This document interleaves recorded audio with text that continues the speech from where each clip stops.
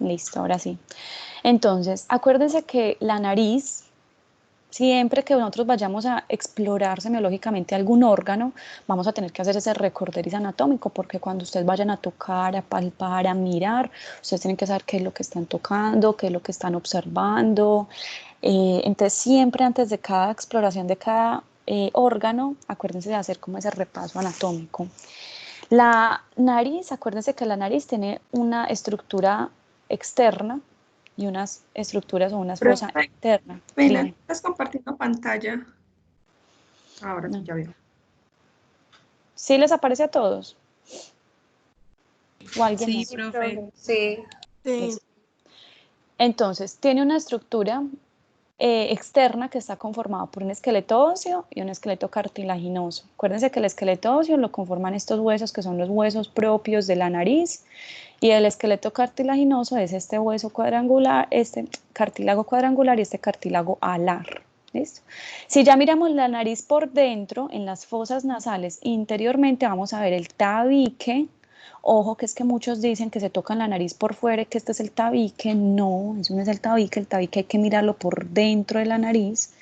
Vamos a ver el tabique, acuérdense que ese tabique tiene también un componente óseo y un componente de cartílago.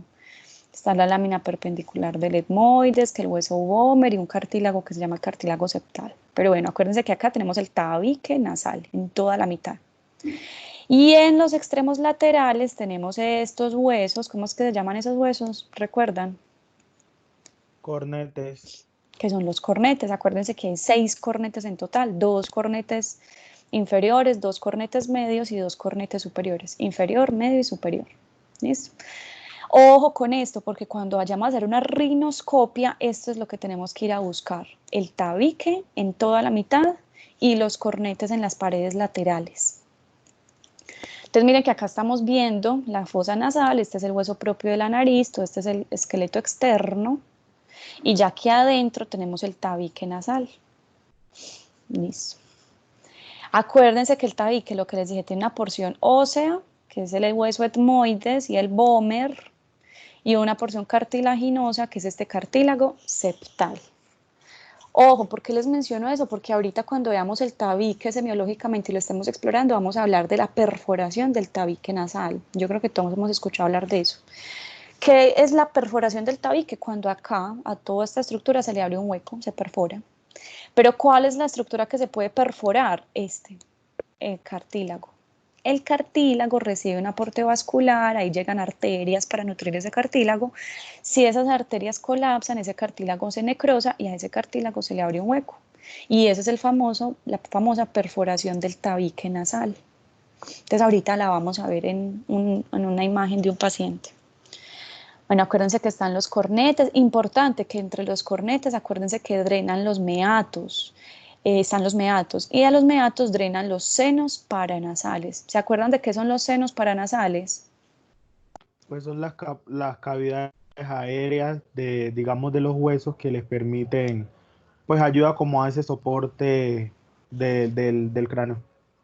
Disminuyen el peso del cráneo, exactamente. Entonces ayudan a que soportemos mejor el cráneo. Entonces miren, acuérdense que me voy a volver a esta imagen. Miren que el hueso frontal, que está aquí, hueso frontal, en todo el espesor se abre una gran cavidad aérea. Esas cavidades aéreas que se abren dentro de los huesos que están alrededor de la nariz, esas cavidades aéreas se llaman senos. Como están al lado de la nariz, se llaman senos paranasales. Acuérdense que para es al lado de, entonces son los senos paranasales. ¿Cuáles son los senos paranasales? Está el seno frontal, miremoslos acá.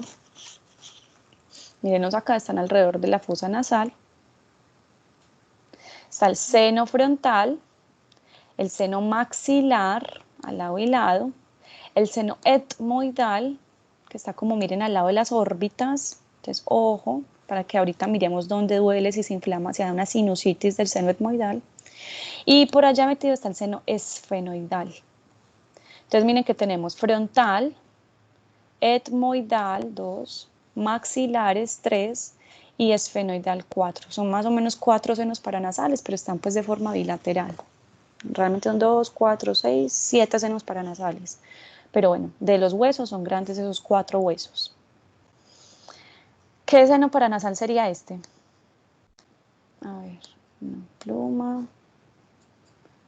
Vamos a poner color rojo. ¿Qué seno paranasal es este? Miren que es una cavidad aérea, o sea que es un seno. Todas estas cavidades aéreas, ¿qué seno paranasal sería? El etmoidal. Muy bien, el etmoidal. Etmoidal. Muy bien, ahí se ve el etmoidal. ¿Qué seno paranasal sería este? Miren bien esa resonancia. Frontal. Frontal. Frontal. ¿Y este de acá? Esfenoidal. Esfenoidal. Esfenoidal. Miren que ahí está la silla turca. ¿Se acuerdan de la silla turca o la fosa hipoficiaria? Hipoficiaria. Exacto. Y miren, este seno paranasal, ¿qué sería? Esta es otra tomografía.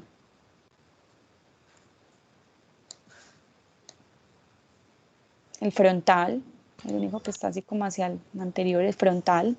Miren este, ¿qué seno paranasal sería este? Un seno maxilar. Maxilar. Seno maxilar. Entonces miren este seno maxilar y compárenlo con este otro seno maxilar. ¿Lo notan diferente?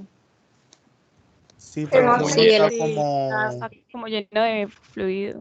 Exacto. Entonces miren que este seno maxilar aquí abajo está recogiendo fluido, líquido, pus. Probablemente este paciente tenga sinusitis y eso sea pus. Y miren que acá arriba hay aire. En cambio, miren, el otro seno maxilar está completamente ocupado de pus, de líquido, de mucosa. El paciente tiene una sinusitis del seno maxilar. Muy bien, ¿qué es esto? Esto. Esos son los cornetes. Los cornetes, esos cornetes de ese paciente también están como muy inflamados. Y miren el tabique, si están observando en esa resonancia el tabique. Miren que el tabique está como desviado. Está como Eso. curveado. Muy bien, está como desviado hacia la derecha. Bueno, muy bien. Listo. Entonces, como el repaso anatómico de esto es fácil, sencillo. Ahorita, vamos a empezar con nariz, ahorita hacemos el repaso anatómico como de la boca y de las estructuras que encontramos en la boca. Ojo con la semiología de la nariz y todos los términos que tiene. Mírenlos acá. La mayoría son muy fáciles de aprendérselos. Por ejemplo, la anosmia. No lean acá el significado. Traten ustedes de sacar primero qué significa. Anosmia. ¿Qué sería la anosmia? Sin Sería olfato. A, sin y Falta. nosmia que tiene que ver con el olfato. Entonces Ah, sería sin. Exacto, sí. Olfato. Entonces, un paciente que tiene pérdida del olfato. Y ya vamos a ver que cuando un paciente nos consulta por anosmia, hay que definir primero si es una anosmia unilateral o bilateral. Si es de un solo lado, pónganle ojo a eso, porque si es de un solo lado, puede que sea lesión del par craneal olfatorio, el nervio olfatorio, el primer par craneal.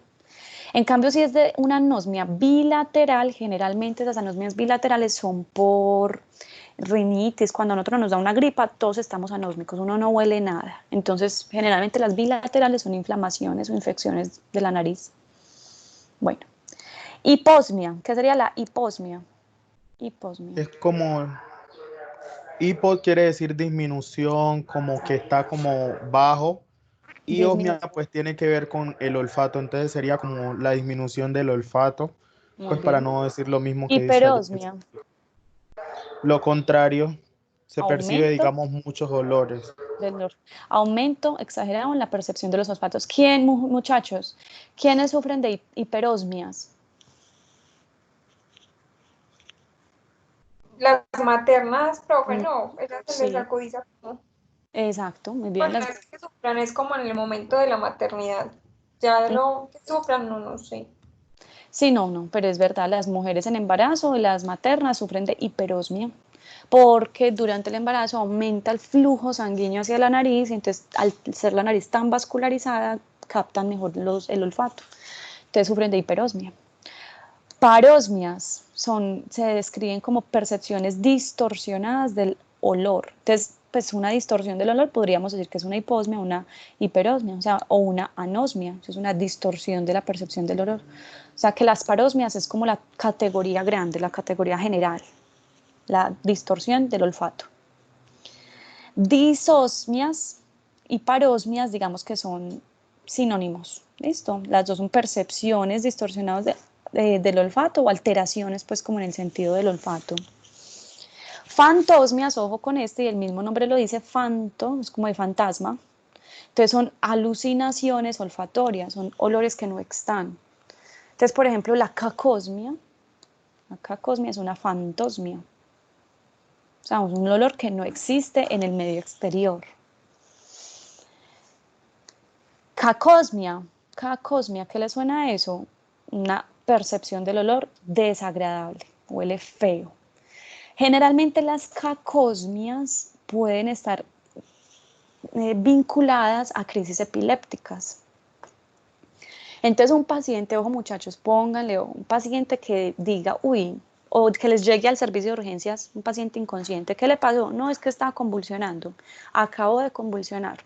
Apenas el paciente se despierte, una de las preguntas que nosotros los médicos hacemos es, antes de convulsionar, antes de que perdiera el conocimiento, ¿usted sintió un mal olor en el ambiente?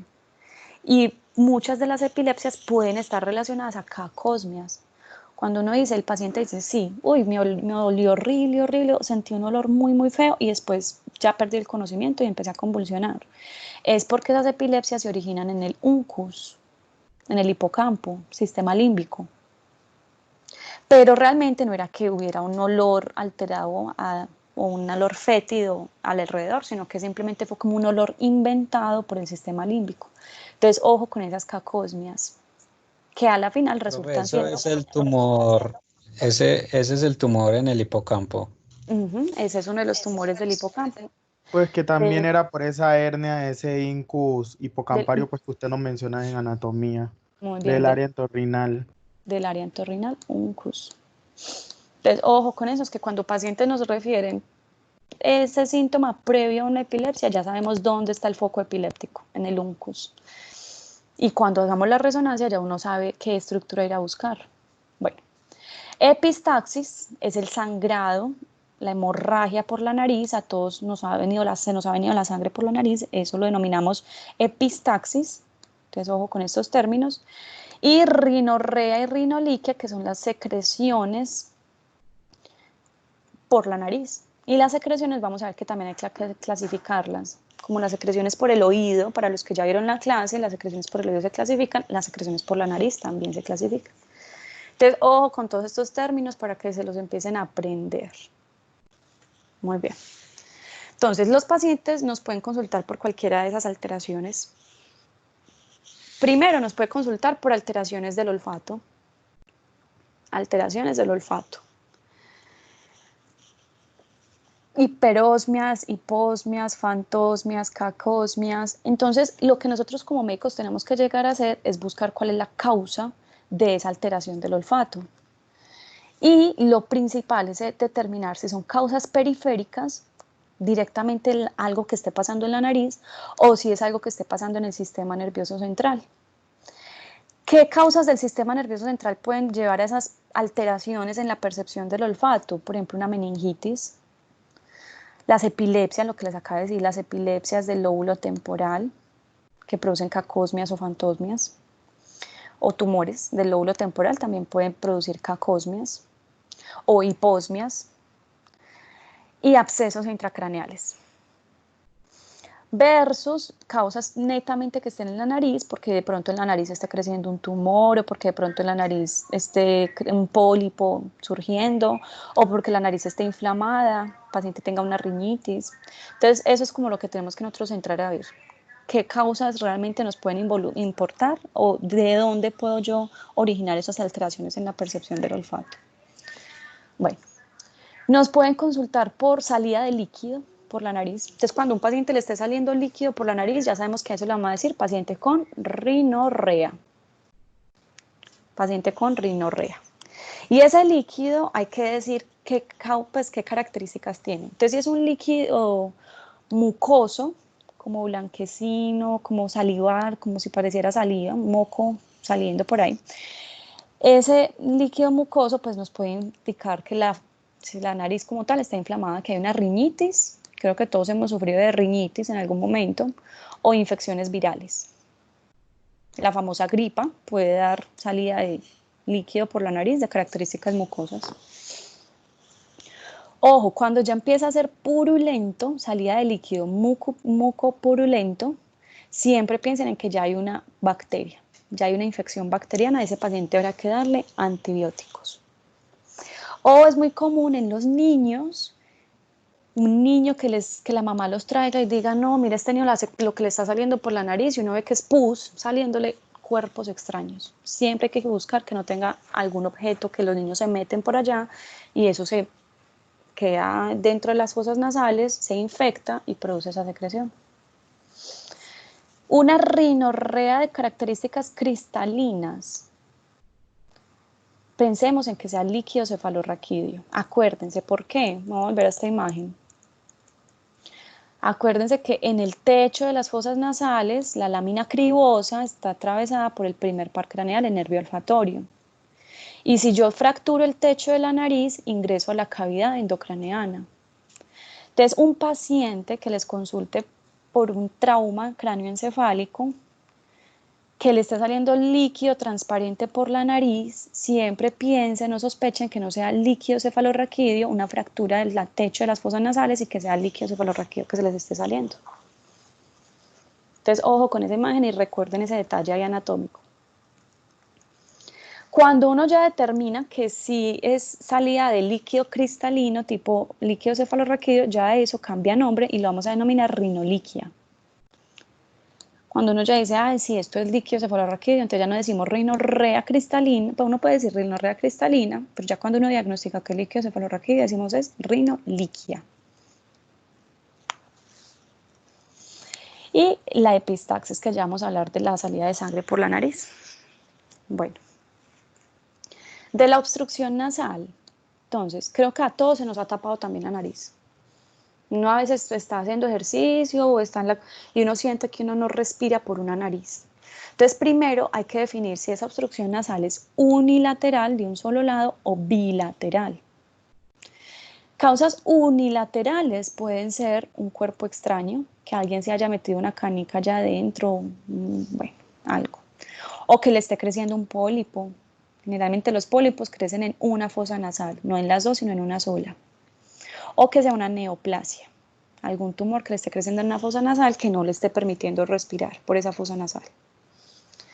Obstrucciones bilaterales ya son más de causas inflamatorias, como las rinitis, la sinusitis, todas las itis, la gripa como tal, todo eso pues produce una obstrucción, a todos se nos tapa la nariz y quedamos así con esa, hablando como con esa voz nasal. Bueno, ojo, hay obstrucciones que se relacionan con el uso de medicamentos. Entonces podría ser, por ejemplo, un paciente hipertenso que sufre de la presión y se queje, es que yo mantengo con la nariz tapada. Probablemente esos medicamentos antihipertensivos estén relacionados. Las mujeres, los anticonceptivos orales pueden producir obstrucciones nasales crónicas, antidepresivos y beta bloqueadores, que también son medicamentos antihipertensivos. Bueno. Y si son obstrucciones nasales progresivas, siempre piensen en que es un pólipo que ha estado creciendo continuamente o que es una neoplasia, un tumor que se ha estado desarrollando también con el transcurso del tiempo. Entonces, ¿qué ven ustedes en este paciente? Consulta por obstrucción nasal y miren la nariz derecha versus esa nariz izquierda. ¿Qué diagnostican ustedes ahí? Un pólipo. Ya vamos a aprender algo. Unilateral. Hay una obstrucción nasal unilateral de la nariz izquierda. ¿Y cuál es la estructura que está obstruyendo la nariz? ¿Qué es eso? Eso sigue siendo piel. Ese es el tabique nasal que está dentro, en la mitad. El tabique nasal se luxó. Hay una desviación del tabique nasal hacia la fosa nasal izquierda. Entonces, esta paciente, cuando yo la veo así, yo digo, diagnóstico, luxación del tabique nasal. Así es que se ve. Los pólipos se ven así. Miren este paciente. Miren la diferencia del tabique nasal luxado y miren la diferencia del pólipo. ¿Qué características le ven ustedes al pólipo? Es Como más cristalino. limpito. Es como cristalino, como blanquecino, es redondeado. Miren que es un tejido que no es piel, porque la imagen anterior veíamos que era la piel que se estaba como sobresaliendo. En cambio esta imagen, miren que es como otro tejido aparte de la piel.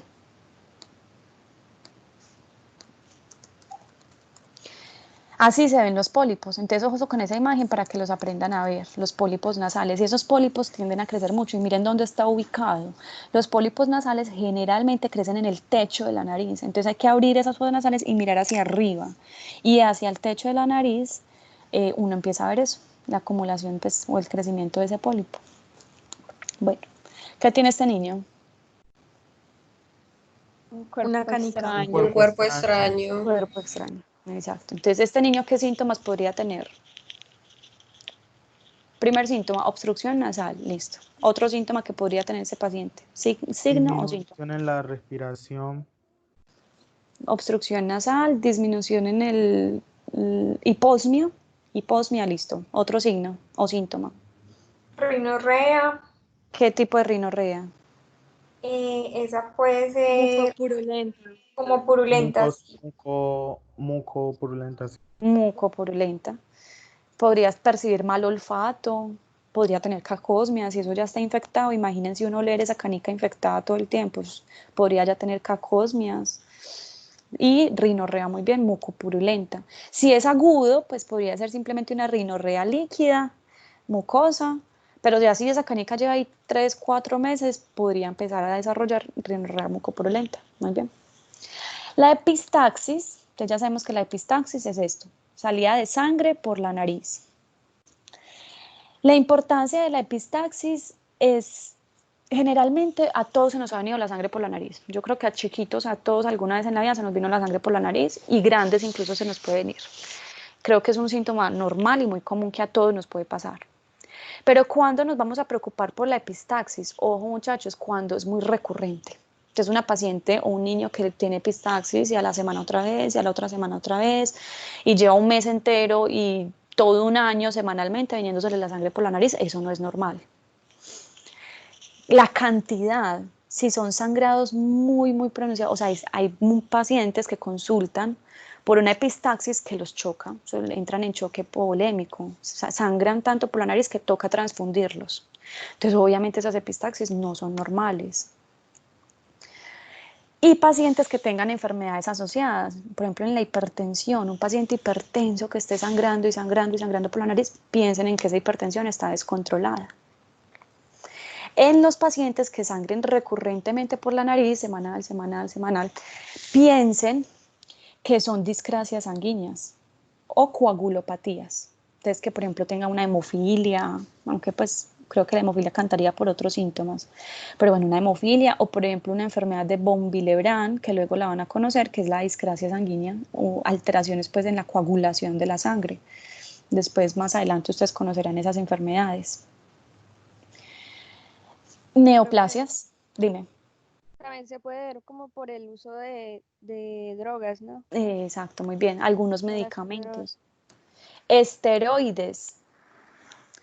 Los esteroides atrofian el epitelio y al atrofiar el epitelio exponen los vasos sanguíneos y esos vasos sanguíneos pueden sangrar fácilmente, los esteroides, por ejemplo.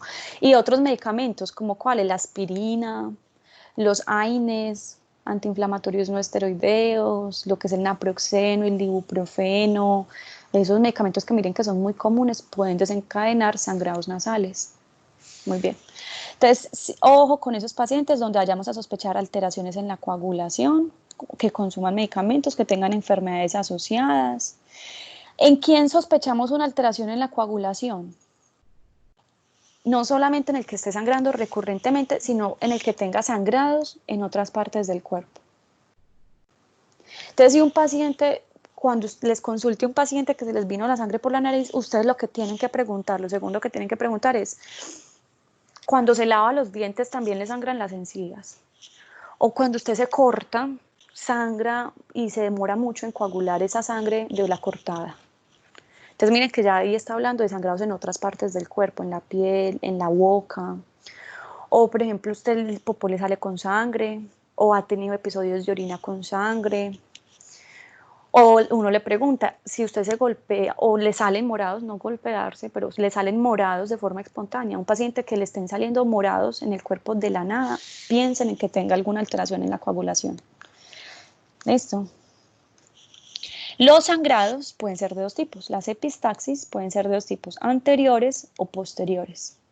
¿Por qué? Porque en la nariz, miren el tabique nasal, en el tabique nasal se forman dos plexos arteriales. El plexo arterial anterior, un plexo capilar, un plexo capilar anterior, que se conoce como el plexo de Kieselbach. Y atrás, en la parte posterior de las fosas nasales, se forma otro plexo, que es el plexo capilar posterior. Ese sí no tiene nombre. Entonces, si se lesiona estos capilares anteriores, pues el sangrado se va a ir hacia afuera y vamos a ver el paciente que nos llega así. Por ejemplo, el paciente que nos llegue así, ya sabemos que tiene un sangrado del plexo de Kieselbach, de esos capilares anteriores. Pero el problema, si el paciente nos está sangrando del plexo capilar posterior, por aquí atrás. ¿Por qué? ¿Hacia dónde se va a ir ese sangrado? Entonces, esta arteria está sangrando. ¿Hacia dónde se va a ir ese sangrado? Hacia la boca. La nasofaringe. Hacia la nasofaringe muy bien, hacia la orofaringe, hacia la boca, y el paciente va a sentir que traga sangre. Entonces, un paciente que consulte como, ay, siento que tengo un sabor de sangre en la boca, miren la nasofaringe, ahorita vamos a aprender a explorar esa nasofaringe y miren que de pronto no tenga coágulos de sangre que de pronto estén proveniendo de acá atrás. Es muy fácil, por ejemplo, un paciente que me llegue sangrando así, de ese plexo arterial capilar anterior, de ese plexo de Kieselbach, es muy fácil porque uno prácticamente le tapa la nariz con los dedos y ya tapó el sangrado. Entonces es un sangrado muy fácil de controlar. Pero imagínense un paciente que esté sangrando de allá atrás, uno cómo va a tapar a comprimir esas arterias para evitar que sigan sangrando, es muy difícil. Entonces a esos pacientes se les pasa una sonda Foley, se les infla un baloncito por acá y se jala esa sonda hacia afuera, hacia allá, para que ese balón que se infle acá obstruya eso y el sangrado sea hacia adelante y no hacia atrás. Bueno, eso después lo aprenden. Pero grande sepamos que pueden sangrar de adelante o pueden sangrar por atrás. Generalmente, para evitar la continuación pues, de ese sangrado, lo que los pacientes siempre vemos que hacen es que llegan así, tapándose la nariz y con la cabeza inclinada hacia atrás. ¿Y ahí qué estamos haciendo? Nada, porque toda la sangre se está yendo hacia atrás, hacia la nasofaringe y hacia la boca. La idea es llevar toda esa sangre hacia adelante y tapar la nariz para que la sangre se coagule y pare de sangrar la nariz. Entonces esta es como la posición adecuada cuando vemos un paciente que está sangrando. Hay que decirle que haga esto, lo que vemos en esta segunda imagen. Bueno. Aparte de alteraciones en la nariz, nos pueden consultar por alteraciones en los senos paranasales, la famosa sinusitis, es un motivo de consulta muy común. La sinusitis se caracteriza porque duele mucho, generalmente duele a nivel de la cara, son dolores de cabeza, ellos consultan, me duele mucho la cabeza. Y uno dice, ¿qué parte de la cabeza? Entonces acuérdense, Alicia, de localización, ¿qué parte de la cabeza le está doliendo? Y se señalan la cara. Pacientes con dolores, cefaleas en la cara, siempre piensen en que sea una sinusitis. Y ese síntoma, ese dolor facial aumenta al agacharse hacia adelante, tiene como ese signo gravitatorio. Cuando se inclinan hacia adelante y uno le dice al paciente, agacha la cabeza, flexiona la cabeza hacia adelante y el paciente la agacha, el dolor empeora. Si el paciente dice, uy, sí, está empeorando el dolor, entonces ya tenemos un síntoma más a favor de sinusitis. Ojo, acuérdense los senos paranasales, entonces vamos a repasarlos acá. El seno frontal, que estamos viendo acá en amarillo, duele en la frente. El seno etmoidal, miren dónde está ubicado. Forma la pared medial de las órbitas. El seno etmoidal duele como en el lado interno del ojo, como en los ojos. El seno maxilar, aquí en anaranjado, duele en los dientes.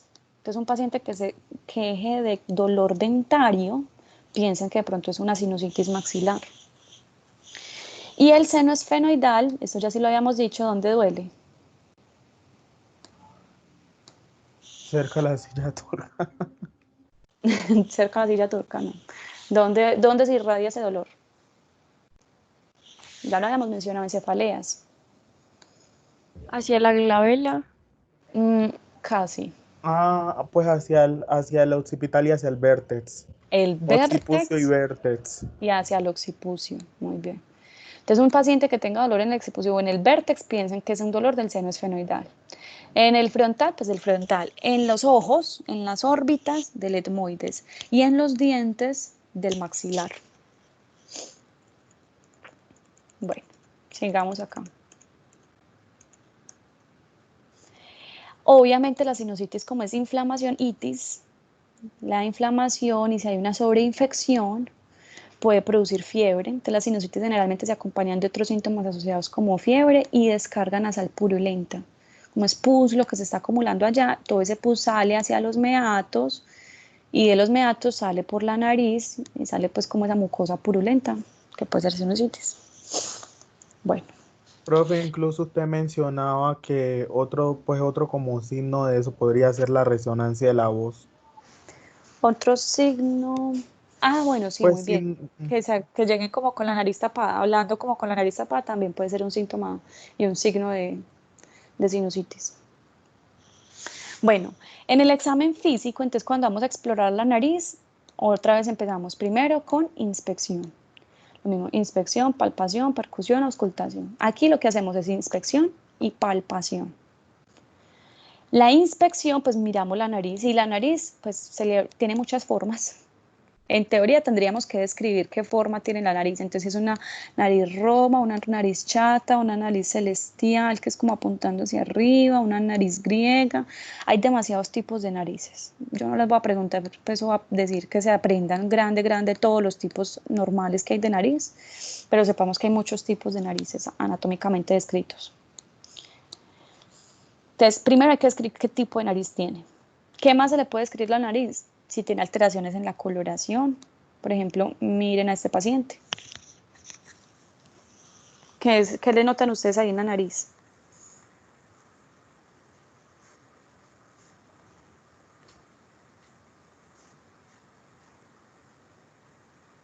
Tiene como un eritema en la punta de la nariz que se extiende hacia las mejillas. Esto ya también lo habíamos visto, ¿se acuerdan de las facies? esa no es la fascia lúpica. O mírenla acá. Esa es la fascia lúpica. Nariz, ¿cómo es que se llama esto? Se me va. Alas de mariposa. Parece como una mariposa y las alas extendiéndose. Eritema bimalar, se me va el nombre. ¿Cómo es que se dice? Sí, profe, eritema bimalar. Pues y con alas de nariz, En alas de mariposa, de si no estoy mal, mariposa. en alas de mariposa, listo.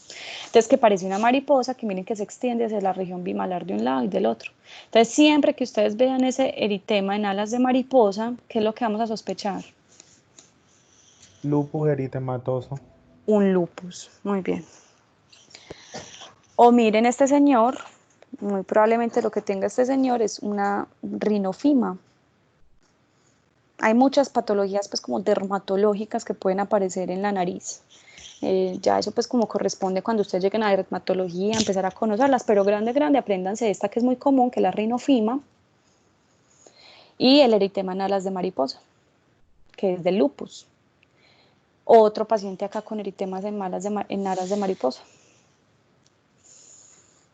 ¿Qué más podemos observar? Miren, facies alérgicas. Miren otras facies. En esta paciente estamos viendo el famoso signo de Denis-Morgan. Denis-Morgan.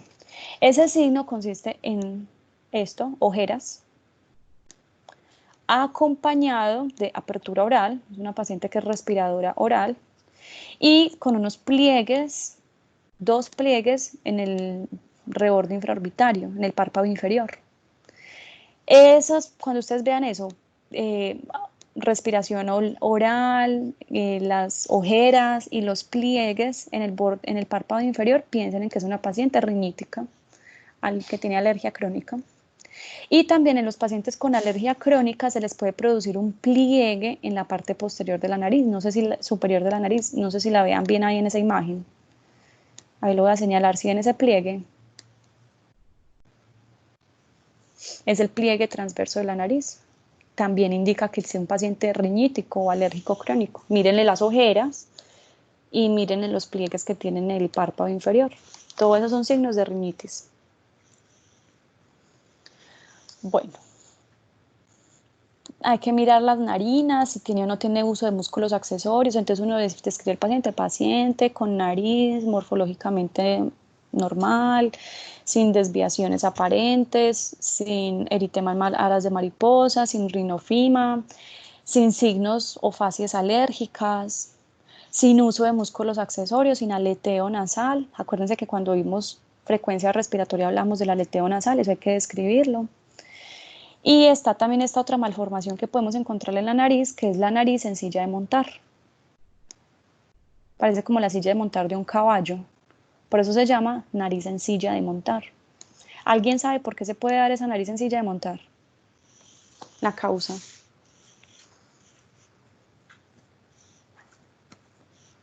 Profe, no era por lo de los senos paranasales que no estaban neumatizados.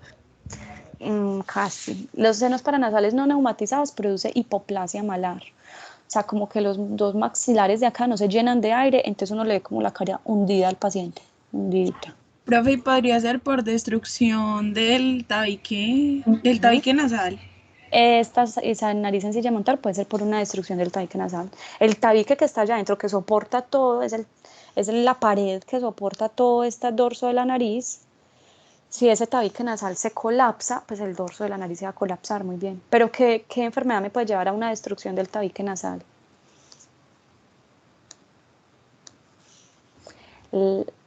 La sífilis. Sífilis puede atacar el tabique nasal y la nariz en silla de montar es típica de pacientes con sífilis crónica. Entonces siempre quedan eso, obviamente hay que mandarle inmediatamente un examen de sífilis al paciente y iniciar tratamiento. Bueno, entonces ya inspeccionamos la nariz. Entonces vuelvo y repito, nariz en silla de montar, signos alérgicos, inspeccionar que no tenga signos alérgicos, inspeccionar que no tenga eritemas pues como alterados, cambios en la coloración de la piel. Muy bien. Después de inspeccionar la nariz, hay que palparla. Entonces, pálpensela ustedes en este momento. Ojo, porque miren dónde están los dedos del examinador. Están palpando los huesos propios de la nariz. Tóquense los huesos propios de la nariz que están allá arriba, al lado y lado de las órbitas, en toda la línea media. Hay que tocar los huesos, muévanse la nariz para un lado, para el otro. Miren que eso no debe doler. Cualquier tipo de dolor puede indicar fractura de esos huesos. Y luego de palpar esos huesos, hay que mirar que no tenga escalones, hundimientos, crepitación. Ya sabemos qué es la crepitación. Si yo siento un escalón, un hundimiento, dolor o crepitación, pues yo puedo sospechar fractura de esos huesos. Y después palpamos los cartílagos. Pálpense ustedes ya ahora los cartílagos. Muévanse la nariz para la derecha, para la izquierda, tóquense la punta de la nariz, apriétense las fosas nasales, tóquense bien todos esos cartílagos fuertecito. Miren que no nos debe doler. En caso de que nos duela, también podríamos sospechar alguna inflamación interna o que tengamos alguna infección o un forúnculo que nos esté saliendo en la piel, en las fosas nasales. Bueno, miren este paciente. Aquí, pues en esta imagen me están mostrando una fractura de los huesos propios de la nariz y pues clínicamente también se exploraría porque tendría una equimosis, podría tener equimosis alrededor o desviación de la nariz. Esos son signos indirectos también a la inspección de fracturas de los huesos propios de la nariz. Cuando palpen, vamos luego de palpar los huesos propios de la nariz y los cartílagos, vamos a obstruir una fosa nasal con un dedo. Y le vamos a pedir al paciente que respire. Entonces respire profundo y evaluamos cómo es el paso del aire por la nariz. La idea es que el paso del aire no sea bullosa, que sea un paso del aire silenciosa. Entonces vamos evaluando cómo el paciente inhala y exhala. Todas las fases de la respiración, inhalación y exhalación. Y después obstruimos la otra fosa nasal y hacemos que inhale y exhale. Acuérdense, que debemos observar que ese paso del aire no sea ruidoso. Palpamos la nariz, vamos ahora a palpar los senos paranasales. Entonces, ¿qué seno estamos palpando acá? El seno frontal. Frontal. Bueno, ahí dicen los nombres. Aquí, muy bien. ¿Este cuál sería? Etmoidal. Etmoidal. Etmoidal, ojo. Etmoidal, porque es el canto interno del ojo. ¿Quién dijo esfenoidal? Acuérdense que el esfenoides está por allá metido dentro del cráneo, eso es imposible palparlo. Entonces, etmoidal. Y aquí tenemos la palpación del seno maxilar. Maxilar.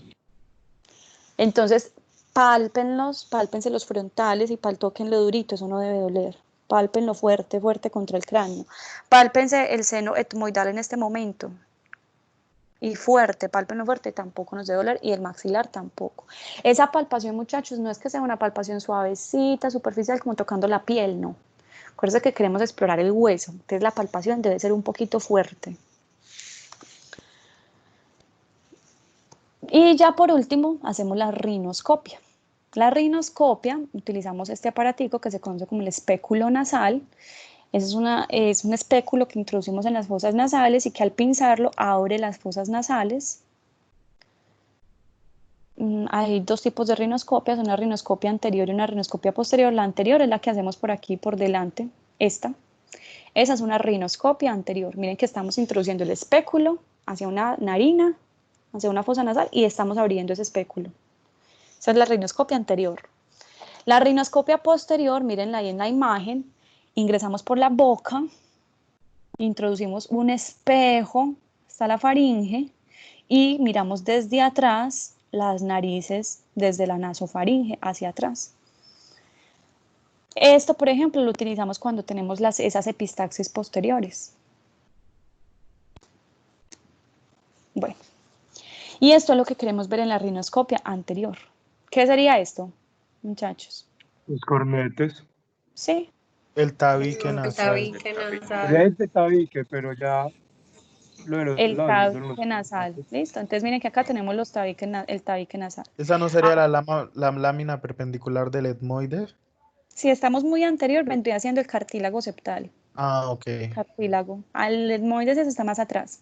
Y ya si estos de acá Los cornetes. son los cornetes. Entonces miren que en el centro queremos ver la tabique y hacia los lados queremos ver los cornetes. ¿Qué más miramos? No solamente miramos las estructuras, hay que mirar el color. Entonces miren que la mucosa está como brillante, roja. Miremos acá, esta es otra imagen, miren que en toda la mitad tenemos el tabique y hacia los lados los cornetes. Entonces hay que explorar los cornetes máximo, uno alcanza a ver el cornete inferior y el medio. El superior, pues muy teso el que lo alcance a ver, la verdad no se alcanza a ver el cornete superior. Entonces miren acá, esta sería la rinoscopia y aquí estamos viendo el tabique en la mitad y los cornetes. Los cornetes deben observarse de un tamaño que no toque el tabique nasal. Estos son unos cornetes normales y ya estos son unos cornetes hipertróficos. Esta es una hipertrofia moderada, esta es una hipertrofia severa y este es un paciente completamente obstruido. Miren cómo está ese cornete de grande. Entonces miren que en la hipertrofia moderada de cornetes y en la hipertrofia severa de cornetes ya los cornetes están tocando el tabique nasal, entonces no están permitiendo el paso y el flujo del aire. Entonces hay que inspeccionarlo. Miren, lo normal es ver la mucosa así como rosadita, un color rosadito, como lo vemos en esa primera imagen. Esta segunda imagen ya me habla de una mucosa muy roja, demasiado roja. A eso lo llamamos hiperemia de la mucosa. Emia es como de sangre, hiperemia tiene un aumento en el flujo sanguíneo, la mucosa nasal. Bueno, ¿qué tiene este paciente? Una obstrucción. Diagnóstico, obstrucción de fosa nasal izquierda, pero al examen físico, ¿cómo lo van a escribir? Una masa. Bueno, puedes decir que es una masa en fosa nasal izquierda si no sabes bien de qué es esa masa. ¿Quién más dice otra cosa diferente? Puede Es un ser absceso, ¿no? Pues sería también como los cornetes y como abajo hay como un pólipo, es como Sí, transparentico. Y este tiene abajo parece. rinorrea, profe. O ¿Y eso tiene sí, qué? como rinorrea, pues eso es como una secreción. Sí, O- pareciera como con una secreción también, muy bien. Yo estoy más de acuerdo con las compañeras. Parece que tiene una hipertrofia, entonces hay que decir, en historia clínica, hipertrofia del cornete inferior izquierdo, que obstruye por completo el paso del aire o que obstruye por completo la fosa nasal. con secreción mucosa asociada y probable pólipo en el meato superior o superior al cornete. Muy bien. Ya por allá en el diagnóstico yo pondría obstrucción de fosa nasal izquierda o hipertrofia de cornetes. Muy bien. Miren la diferencia entre, este es el tabique, miren el cornete y miren la diferencia con el pólipo. Si ven que el pólipo es como blanquecino y muy brillante. Ahí estamos viendo el cornete, acá me dicen que este es el cornete medio, o sea que me ingresaron como una camarita mucho más allá. Bueno, ¿qué tiene este paciente? Rinoscopia, 2 puntos, y ustedes qué van a poner en la historia clínica. Una perforación del tabique. Perforación. Una fístula. Perforación. Muy Una bien, fístula del paciente. tabique. Fístula es una cosa diferente, busca bien qué es la palabra fístula, el término fístula. Perforación del tabique nasal. La fístula es como un conducto epitelializado que comunica 2 cavidades. Uno puede tener fístulas en la piel, en el estómago, en el intestino, pero acá no, tenemos es un hueco, una perforación del tabique nasal. Causas de perforación del tabique nasal, ¿qué me puede causar eso?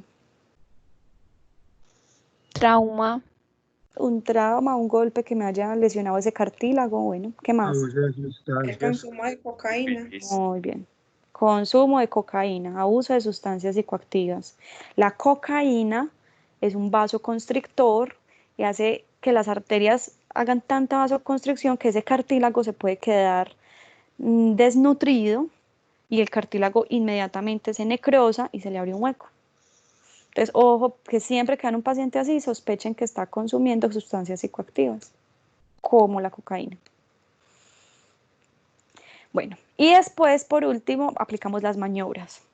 Hay una maniobra que es la maniobra de transiluminación, que es iluminando, así, eso es lo pueden hacer desde la casa, lo pueden hacer si tienen como una linterna chiquitica, háganlo el ensayo hoy en la noche con los papás, pongan la linterna sobre el seno maxilar, al lado y lado, y díganle al paciente que abra la boca. Después de que abra la boca, miren a través de la boca. Y miren el paladar duro.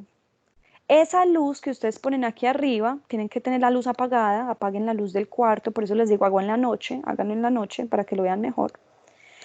Esa luz que ustedes ponen acá debe iluminar todo el paladar duro. Si el paladar duro lo ven como iluminado, uno dice que el paciente tiene una transiluminación positiva. Así se pone en la historia clínica. ¿Y qué significa la transiluminación positiva? Que no hay líquido o que no hay sinusitis, que los senos paranasales, que el seno maxilar está lleno de aire. O2, de aire. Porque si hubiera líquido, no dejaría pasar la luz hacia el paladar. Entonces hagan esto y busquen una linternita chiquitica. No sé si se puede hacer con la linterna del celular. Ahorita lo intento yo hacer también hoy en la noche acá con la linterna del celular a ver si se puede hacer. Pero háganlo, que es una maniobra muy fácil de evaluar. Y también podemos hacerle una transiluminación de los senos frontales, del hueso frontal. Entonces se pone la linterna sobre la órbita, como acá, y justo donde lo está mostrando la imagen. Se tapa, así como lo vemos con la mano, y tenemos que ver que toda la frente del paciente, realmente no es que ilumine toda la frente, pero la parte más central de la frente se ilumina también, transilumina. Y ahí diríamos transiluminación positiva del seno frontal. Hay que decir de qué seno. Entonces hagan estas 2 maniobras ahorita en la noche. Bueno, y hay otras últimas 2 maniobras, la prueba de Glatzel y la prueba de Kotley. Glatzel, el espejo de Glatzel o la maniobra de Kotley. Esta es la maniobra de Kotley, la que vemos en la imagen. La podemos hacer en este momento. Pónganse los 3 dedos, el índice, el medio y el anular, sobre el maxilar derecho o el maxilar izquierdo, cualquiera de los dos. Tápense la nariz contraria. Entonces, por ejemplo, yo en este momento tengo el dedo índice, el medio y el anular sobre mi pómulo, pues, o mi maxilar del lado derecho. Y con la mano izquierda me tapo la fosa nasal izquierda. ¿Qué hago en ese momento? Me tracciono la nariz hacia afuera, así como está haciendo estos dedos. tracciona hacia afuera. ¿Qué me hace eso? Me abre las narinas. Hagan en este momento, respiren sin traccionar y después tracciónense y vuelvan a respirar. Van a ver que el paciente mejora la respiración. Todos mejoramos la respiración y después háganlo el otro lado. Tápense esta fosa nasal, esta imagen, acá lo único que les falta es tapar esta fosa nasal. Tener un dedo aquí tapando esta fosa nasal para evaluar cómo fluye el aire por esta. Y después háganlo al lado contrario. Si el paciente y el flujo del aire mejora, uno dice que el paciente probablemente tenga una insuficiencia de las válvulas nasales. ¿Qué pasa? Que el tabique nasal, miren esta imagen, estamos viendo la nariz desde abajo. Este es el tabique. Y hacia los lados se abren los cartílagos alares. Este ángulo de acá, donde estoy pintando en este momentico, se conoce como la válvula nasal. La nariz puede colapsar y evitar el flujo del aire o puede distenderse y permitir el flujo del aire. Entonces, un paciente que tenga la maniobra de Kotle, esta maniobra de Kotle positiva, significa que tiene una insuficiencia o un problema de este espacio de acá, de esta válvula. Necesita como un mejor soporte a este nivel para que esta fosa nasal no se esté colapsando, no se esté obstruyendo. Bueno, y la maniobra de Glatzel, el espejo de Glatzel, es este espejo de acá. Es un espejo literal. Ustedes lo pueden hacer con el celular, muchachos, lo pueden hacer con cualquier espejo de la casa, no necesitan específicamente este espejo. ¿Qué pasa con el espejo de Glatzel? Que tiene pues como dibujada una línea media y unos números. 1, 2, 3, 4, 5 y 6. La idea es poner la nariz sobre toda esta línea media, así como vemos en esta imagen. Y decirle al paciente que respire. ¿Qué debemos ver? Que el espejo se empaña. Y debemos marcar hasta qué número se está empañando, hasta el número 3, hasta el número 4. Bueno. Y además comparar que se empañe simétricamente en los dos lados. Entonces miren esa paciente, voy a borrar ahí. Miren que se está empañando muy bien en la fosa nasal izquierda y digamos que acá en la derecha no vemos bien. Entonces probablemente tenga una obstrucción de la fosa nasal derecha. Entonces es una maniobra muy fácil, muy sencilla. Acuérdense, no necesitan usar este espejo. Cojan cualquier espejo de la casa, pónganselo a los papás o en los hermanitos en la fosa de la nariz, en la base de la nariz, díganle que respire, esperen a que se empañe el vidrio y después evalúen si se empañó simétricamente en ambos lados. Miren esta paciente que tiene, la paciente, la imagen de la derecha, de esta, la imagen número 1.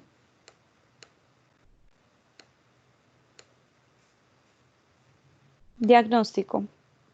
Tiene un colapso del cartílago alar. No. Sí, insuficiencia valvular. Acuérdense, se llama esa parte de ahí o esa curvatura, ese ángulo que sea, es la válvula nasal. Entonces, esta paciente se está colapsando una válvula. Entonces, tiene una insuficiencia valvular. Entonces, muy probablemente a esta paciente le aplicamos la prueba de Kotle, esta, y ella va a mejorar inmediatamente. A esta paciente hay que mandar la cirugía, se operan los otorrinos, hacen cirugía de nariz y reconstruyen esa válvula para que pueda respirar bien. Esto es un dolor de cabeza. Imagínense a esta paciente haciendo ejercicio. Cuando uno hace ejercicio, que uno aumenta esa respiración, todo el tiempo tendría esta fosa nasal colapsada, no respiraría bien, no podría hacer bien el ejercicio. Eso se tiene que mandar a operar. Y acá pues creo que ya la intervinieron, acá pues ya tiene las fosas nasales ambas abiertas. Muy bien. Queda claro la nariz. Miren que el examen físico de la nariz es bastante fácil. Vamos con la boca. Entonces acuérdense de todas las estructuras. Esta es como una lista de chequeo para que ustedes repasen, vuelvan y desempolven ese cuaderno de anatomía y vuelvan y lean la anatomía de los labios, qué es el vestíbulo, qué son los carrillos orales, cómo es que son los dientes. Vamos a hacer un repaso grande. Acuérdense que tenemos labio superior, labio inferior. El ángulo donde se unen los labios, ¿cómo se llama?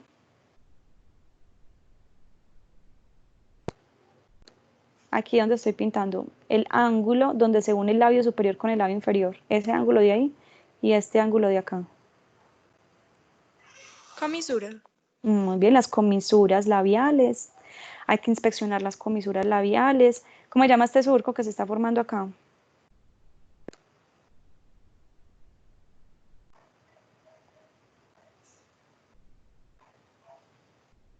Naso, porque acá arriba está la nariz. Surco naso, ¿qué? Nasogeniano. O Eso, también,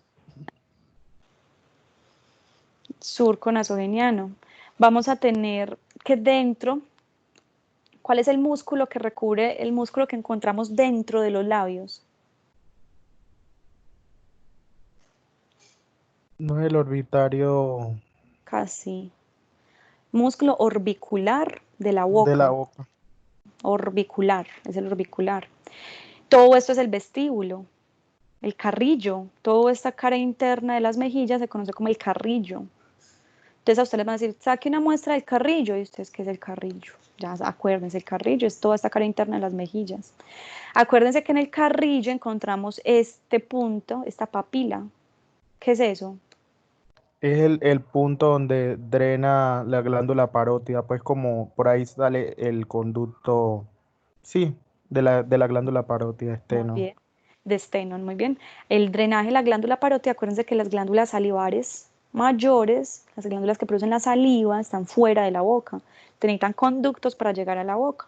Ahí es donde vemos el drenaje de la parótida. Ese conducto hay que inspeccionarlo. Muy importante que lo inspeccionen. Ahorita vamos a ver por qué. Entonces ahí se alcanza, pues aquí lo hemos pintado muy bonito. Voy a volver a borrar para que vean bien. Miren que ahí lo hemos pintado muy bonito, pero realmente es un poquito difícil de ver. Entonces cojan ahorita, pónganse guantes, inspeccionen la boca de sus familiares y busquen ese carrillo por dentro, busquen ese punto a ver si lo alcanzan a ver. Y hay que mirar que esté drenando saliva, y que la saliva salga transparente. Después del vestíbulo, del carrillo, de eso, acuérdense que están los dientes. Acuérdense que tenemos los dientes incisivos, que son estos de acá adelante, estos 4 de acá adelante. Luego viene el diente canino, que es el que está en azul, los premolares en amarillo y los molares en morado. O también los podemos denominar por enumeración. Hay que saberse la numeración de los dientes. Acuérdense que el cuadrante superior derecho es el cuadrante 1, superior izquierdo cuadrante 2, inferior izquierdo cuadrante 3, inferior derecho cuadrante 4. Entonces, ¿qué diente sería este? A ver si se acuerdan. El El 22, 22. Muy bien, ¿qué diente sería este? 43, El 43, 43. Muy bien, ¿qué diente sería este? el 11, el 11. El 11.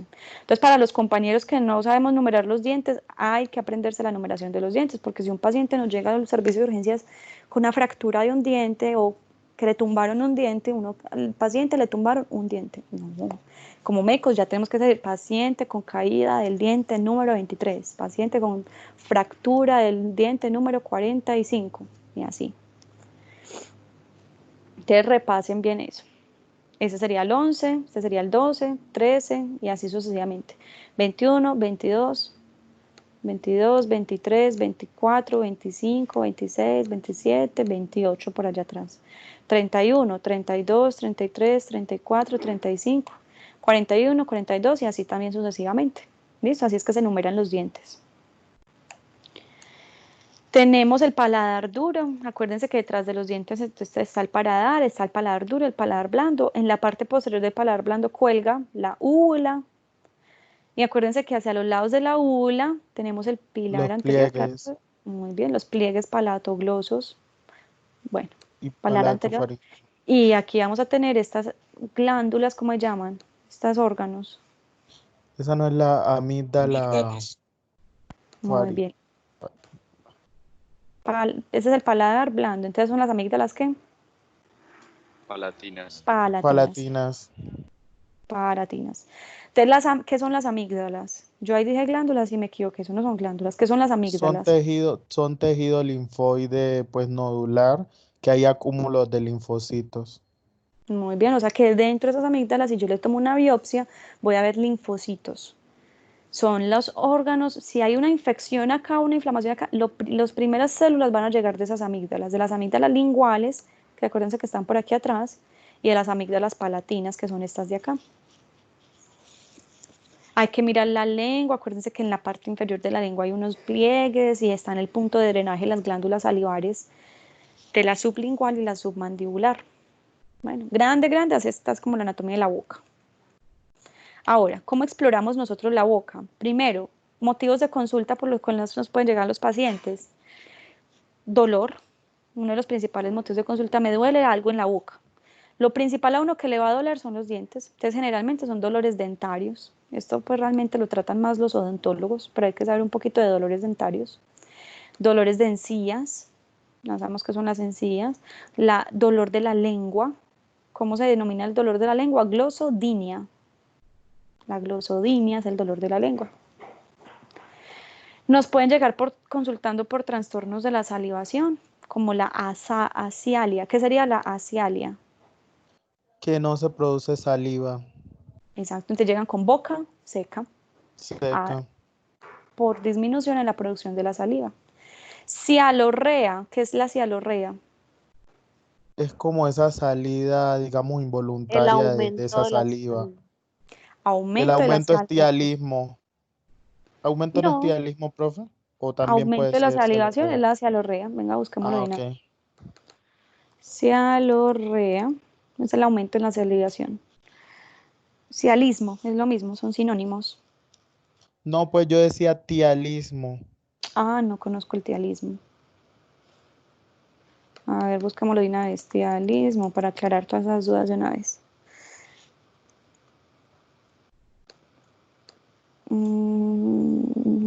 No me aparece nada. Segregación excesiva de saliva. Bueno, digamos que todos esos son sinónimos. Cialismo, cialorrea o tialismo. Se escribe PT, tialismo. Aumento en la salivación. Bueno, serostomía. ¿Qué sería la serostomía? Se queda Es Sería como igual a esa La sequedad donde sequedad se queda en la boca. en la salivación, pues que es muy característico de pacientes con síndrome de Sjögren porque tienen alteraciones en acuaporinas. Por Muy eso bien. también se va asociado. Trismus. ¿Qué es el trismus? Es como esa contracción sostenida, por decirlo así, de esos dientes a tal punto pues que se pueda, digamos, se puedan llegar como a fracturar y es muy característico en pacientes con tétano. con tétanos. Muy bien. Entonces el trismus pues, se puede en alteraciones infecciosas como el tétanos, que es una bacteria, o alteraciones de la articulación temporomandibular cuando se luxa y se sale y se desencaja la mandíbula, el paciente llega así con trismus. Halitosis, ¿qué es la halitosis? El mal aliento. Mal Mal aliento. aliento. Muy bien. El mal aliento, el 90% de las causas del mal aliento es porque no se lavan los dientes, higiene.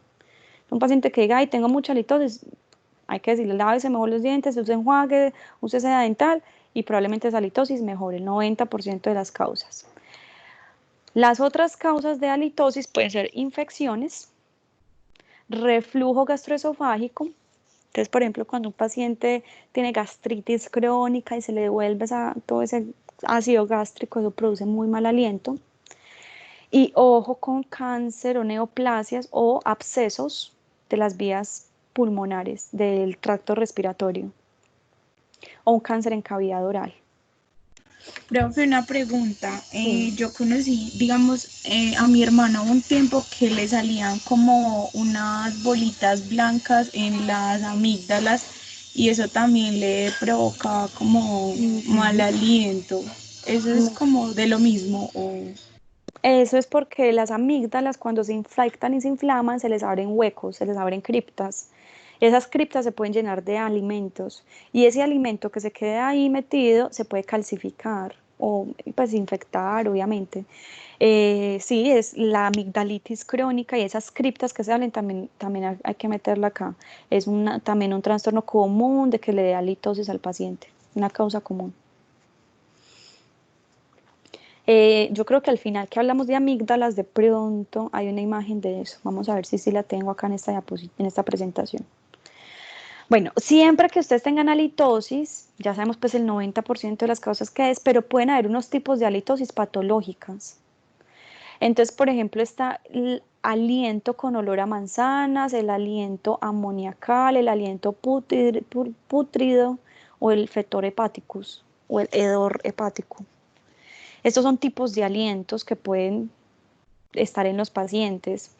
Cuando tengan un aliento con olor a manzana, literalmente huele como una manzana, piensen en una cetoacidosis diabética, un paciente diabético descompensado.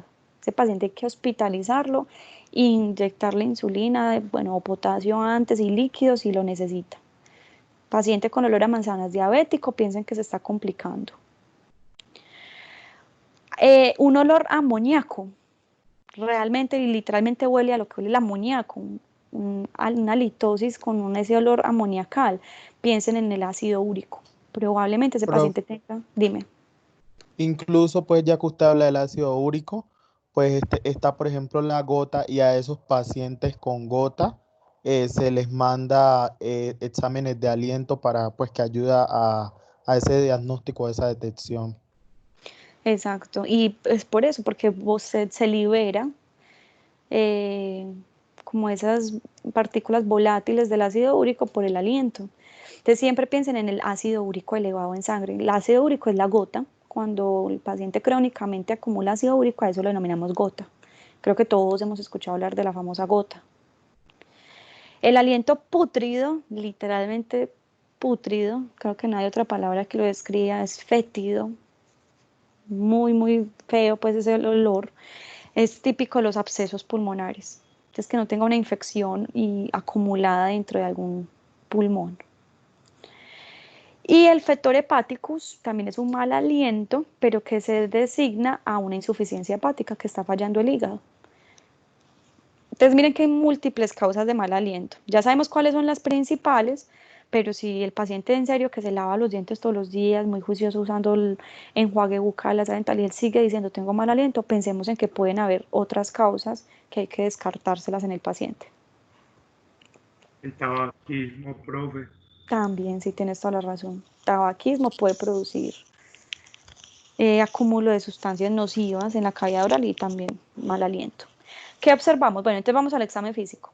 Ya inspeccionamos, vimos por qué nos pudo consultar el paciente, vamos a examinar la boca del paciente y empezamos de afuera hacia adentro. Entonces, ¿qué observamos en esta imagen número 1 y qué están inspeccionando en la imagen número 2? En la 1, los aftas. Aftas. Y en la 2, labios violáceos o cianosis. Sí, muy bien. La compañera las describió a la perfección. Creo que a todos nos ha dado esto, el que está en la número 1. Esas llaguitas en la boca, las famosas llagas o úlceras orales. No les vamos a decir llagas, nosotros los médicos no vamos a poner en la historia clínica, no, sino que eso tiene un nombre, se llama aftas. ¿Listo? Entonces esas llaguitas o esas úlceras orales las vamos a llamar aftas. Se ven así. Y en la número 2, lo que dice la compañera, tiene una cianosis perioral. Muy bien. ¿Qué más podemos inspeccionar? Miremos estos otros dos pacientes. Número 1 y número 2. Número 1, herpes labial. Muy bien. El famoso herpes, a todos nos ha dado ese herpes en la boca. Y el herpes labial, así es tal cual se pone. Y en el número 2, ¿qué están observando? Parece una parálisis, Parece parálisis. Parálisis. Listo, entonces paciente, pero cuando eso es el diagnóstico, cuando yo le estoy describiendo el examen físico, yo digo paciente con asimetría de los labios, con desviación de la comisura labial hacia la derecha. Pero muy bien, tiene una asimetría labial secundaria a una parálisis facial. Hay que mirar también eso, la simetría de los labios. ¿Qué tiene el paciente acá, número 1 y número 2?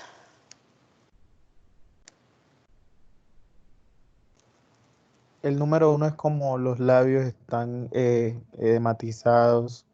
Muy bien. Edema Y el bilateral. número Y el número 2 ya sería Keylor. keilosquisis y palatosquisis. Un labio paladar hendido. Muy bien, una hendidura labiopalatina. Entonces, el número 1 es un paciente con un gran edema bilabial, probablemente tenga un edema angioneurótico. Son esos pacientes, ¿se acuerdan de la película Hitch? Cuando es alérgico, los pacientes que son alérgicos a algún alimento, algún medicamento, y esa alergia se expresa ya en las mucosas, es como la alergia más severa que se puede dar, se hinchan esos labios, se hincha la lengua, tanto que pueden obstruir las vías respiratorias a ese edema que compromete mucosas, los labios son mucosa, lo llamamos edema angioneurótico. Entonces el paciente tiene un edema angioneurótico. Y este de acá tiene un labio paladar hendido, una hendidura del labio entre el paladar. Puede ser bilateral o unilateral, entonces hay que decir, por ejemplo, en esta primera imagen vemos que es una hendidura unilateral y en esta segunda decimos que es una hendidura, un labio paladar hendido bilateral. ¿Qué ven en estas imágenes? 1 y 2.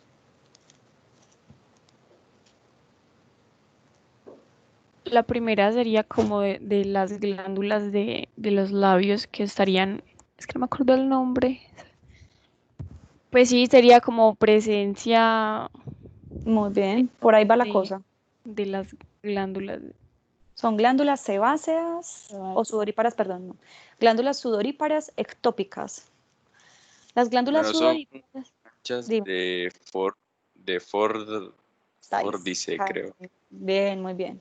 Ahí los dos iban pues como por el lado que era. Entonces se conocen como manchas de Fordyce. Esto es muy común verlo. Empiezan a detallar los labios de las personas con que hablen y busquen si alguien en la casa de pronto las tiene, que estas manchas son muy comunes verlas. Entonces, cuando el paciente nos consulta, ay doctora, mire las manchas que me acabo de dar en la boca. No, que le dice el paciente, ay, ni idea, es un cáncer. No, al menos tenemos que saber qué son esas. O sea, esas manchas blanquecinas son glándulas sudoríparas ectópicas, no deberían estar ahí. Acuérdense que las glándulas sudoríparas deberían estar donde hay pelos y en la boca no tenemos, en los labios no tenemos pelos. Entonces son manchas de Fordyce, señora, no, son manchas de Fordyce, no se preocupe, nada le va a pasar. Listo. Y esta segunda imagen que ¿Y estamos eso viendo. por qué ocurre, profe? ¿Úlceras, No, no, profe? eso porque ocurre porque así nació la persona, realmente no hay como alguna explicación. En la segunda no estamos viendo úlceras, miren que estamos viendo como unas manchas Problema de negras. la melanina. El síndrome de Ese no es el síndrome de Peutz-Jeghers. Purjegers, muy bien, síndrome de Purjegers. Espérame yo, que me estoy quedando sin batería.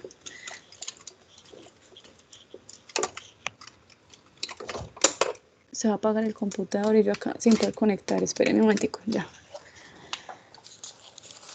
Listo. Ese es el síndrome de Purjegers. ¿Qué es el síndrome de Purjegers?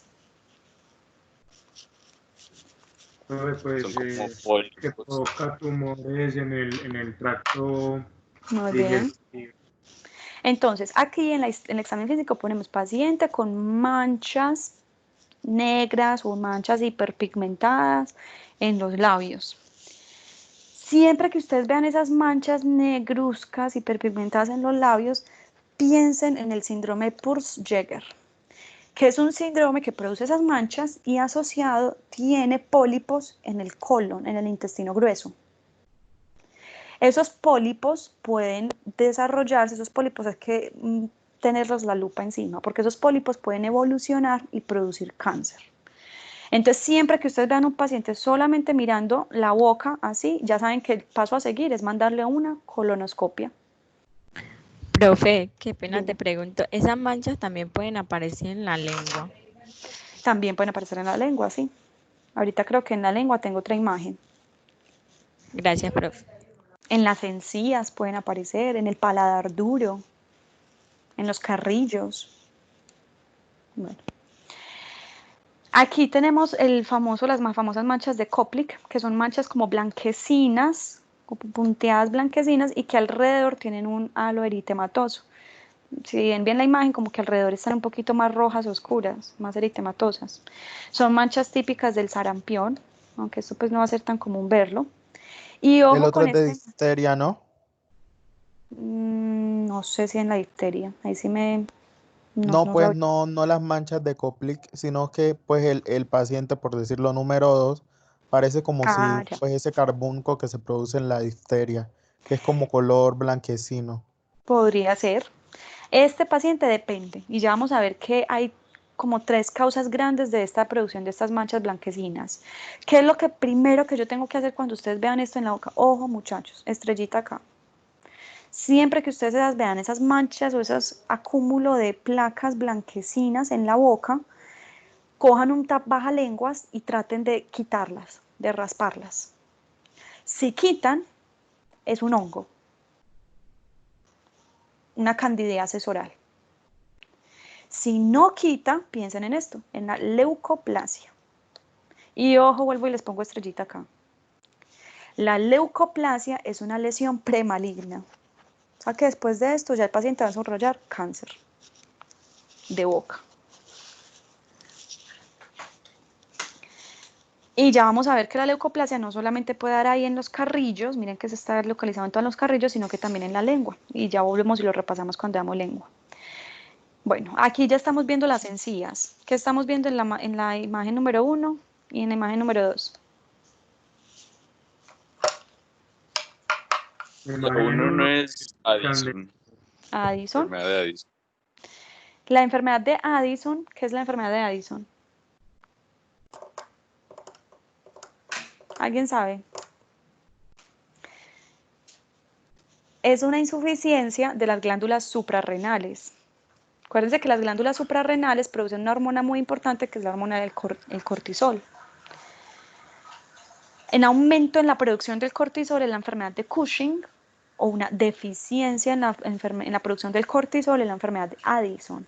Y la enfermedad de Addison se reconoce porque produce alteraciones en la pigmentación de la piel o de pronto las encías. Así se empiezan a ver las encías en esos pacientes. Bueno, ¿y qué están viendo en la imagen número 2? Gingivitis y Parece gingivorragia. Está demasiado inflamadas esas encías. Muy bien. Tiene una hipertrofia gingival, podríamos decir gingivitis, ¿sí? Podría ser una gingivitis también, pero ahí las vemos grandes, grandes, entonces decimos hipertrofia gingival. Bueno, ¿qué tiene ese paciente, ese primero de la 1? ¿Qué pesar? La placa de sarro. Eso es pus. Miren que esa pus que se le vemos ahí alrededor de los dientes le está saliendo de las encías. A ese pus que vemos alrededor de los dientes saliendo de las encías lo llamamos piorrea. Ese paciente, muchachos, los pacientes con mala higiene oral, créanme, me tocaron varios, no uno, sino varios pacientes, por ejemplo, mayores de edad pues que no pueden cuidarse solitos, sino que ya tienen que estar en hogares de cuidado o que los familiares se tienen que encargar de ellos, a veces los descuidan y esos pacientes no les lavan la boca. Entonces, tras de que es un paciente anciano, con las defensas bajitas, con una mala higiene oral, esos pacientes se infectan, esas infecciones de la boca migran rápidamente por todo el cuerpo y producen septicemias severas. Entonces, siempre, ojo pues, para tip de la vida, les pongo acá otra estrellita, siempre que les llegue un paciente séptico que esté infectado y ustedes vean todo y lo examinen por todas partes y no encuentren de dónde es esa infección, examinen genitales, creo que eso se los dije el semestre pasado, para los que estuvieron conmigo, examinen genitales y examinen boca, que generalmente las infecciones vienen de la boca. Un diente, un solo diente infectado puede producir un compromiso con sistémico del paciente. Debe que examinar diente por dentro y ver que no tenga esto. Pues. Bueno, esta segunda imagen que tiene. Dientes como agrietados. Exacto, son como unos dientes que tienen el borde libre, agrietado, el borde libre como en serrucho. A esos dientes los llamamos dientes de Hutchinson. Diagnóstico, Profe, sí, eso no puede dar por sífilis o algo así, sífilis. ¿no? Creo que Entonces este paciente diagnóstico sífilis. sífilis congénita generalmente. Entonces es un niño que nació con sífilis, no se diagnosticó la sífilis y a medida que le fueron saliendo los dientes así le empiezan a salir.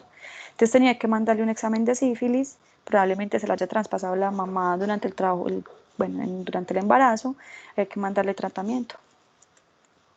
Bueno, y este paciente, miren que también tiene como manchas negras en los bordes, entre la encía y entre los dientes. Siempre que dan esas manchas negras, no solamente sospechen esta enfermedad de Addison, sino que también mándele un examen de cobre al paciente. La intoxicación crónica, perdón, cobre no, de plomo. Intoxicación crónica por plomo produce esas manchas negras en los bordes de los dientes. Hay que evaluar la mordida. Es el famoso signo de Burton, ¿no? Un signo de Burton. Sí, pues la intoxicación por plomo. Signo de Burton. Vamos a ver. Y lo ponemos ahí de una vez en la diapositiva.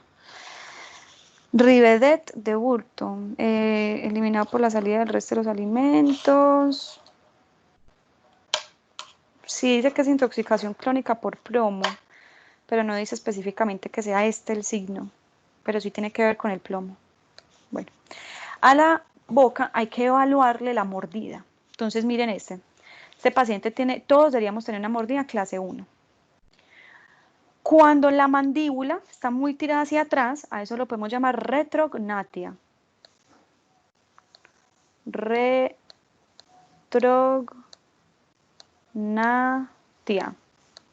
¿Listo? O también mordida clase 2. O cuando la mandíbula está muy traccionada hacia adelante, que sobrepasa los dientes de arriba, a eso lo llamamos prognatia, prognatismo. Prognatia. O lo podemos definir como mordida clase 3. Bueno, ¿qué ven en ese diente? Vamos ahora con los dientes. Ya vimos labios, vimos encías, vamos con los dientes. Es como muy chiquito. pequeño. Bien. Microdoncia. Tiene un diente pequeño, microdoncia. Lo contrario, un diente muy grande, macrodoncia. O un paciente que no le salió un diente, no le salió un incisivo, no le salió un canino, podemos decir que tiene anodoncia.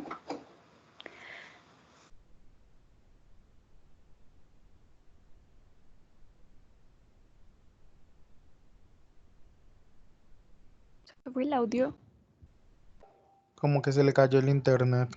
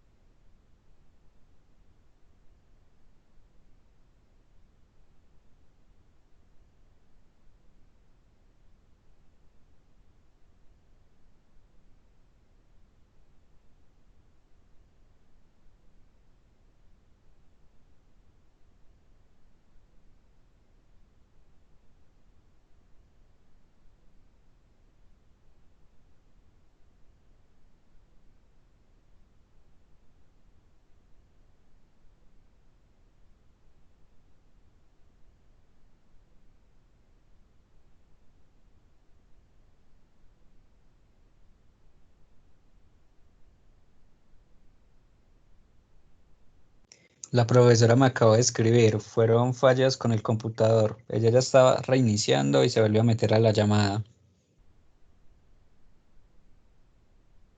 Bueno, gracias.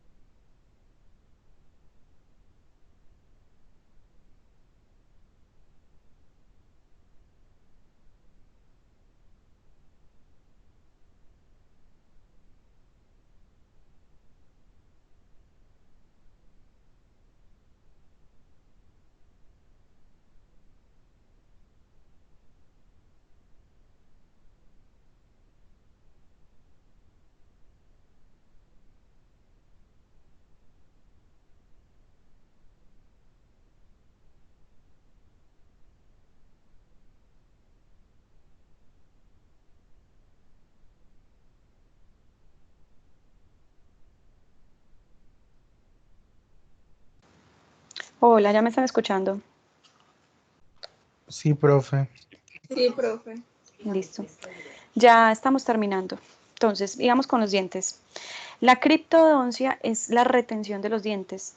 Entonces, un diente que de pronto no baje, antes de que veamos pues la ausencia de un diente y decir que es porque no se desarrolló el diente de anodoncia, hay que mandarle una radiografía. Pues eso ya lo hacen los odontólogos, pero se le manda una radiografía a los dientes para ver que no esté, que no sea que el diente está por acá encima retenido. Si está retenido, a eso lo denominamos criptodoncia. Si es que no existe, a eso lo denominamos anodoncia.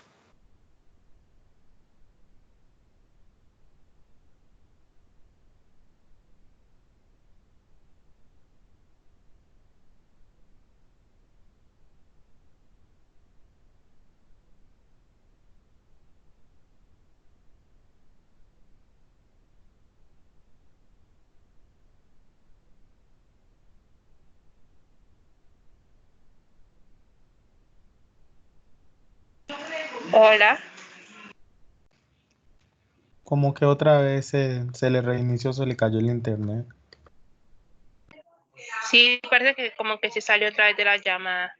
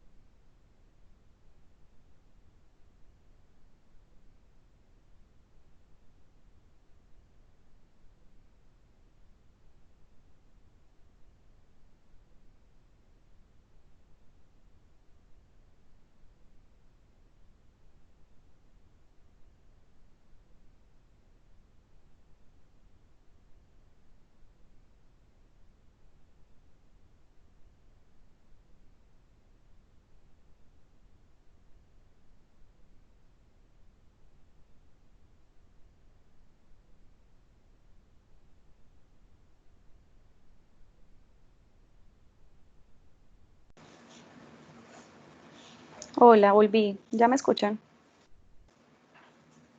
Sí, profe.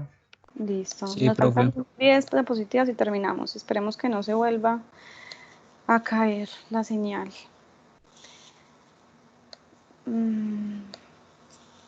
Ya les vuelvo a compartir. Listo, ahora sí.